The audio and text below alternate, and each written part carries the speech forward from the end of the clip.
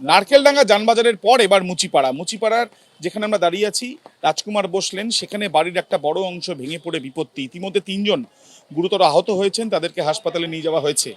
যেটা দেখা যাচ্ছে, এই রাস্তা সম্পূর্ণভাবে অবরুদ্ধ এবং তার সাথে আমরা দেখছি যে এখানে একটি গাড়ি, সেই গাড়ির কাজ ভেঙে গিয়েছে। এখানে মেরামতির কাজ চলছিল এই বাড়ির, এবং এখানে বেশ কয়েকজন কর্মীরা যারা ঠিকা শ্রমিকরা তারা কাজ করছিলেন। ঠিক তখনই হঠাৎ করে হুড়মুড়িয়ে ভেঙে পড়ে বাড়ির একটা বড় অংশ।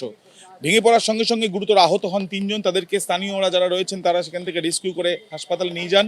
ঘটনাস্থলে আসে পুলিশ, দমকল, এবং আমরা দেখছি যে এখানে এই গাড়ির যে কাঁচ সেটা ভেঙে গিয়েছে, রাস্তা সম্পূর্ণ অবরুদ্ধ, এবং এমনকি বাড়ির এই যে অংশ সেখানে পিলার সহ দেওয়াল সেগুলো পর্যন্ত ভেঙে পড়েছে রাস্তার ওপরে।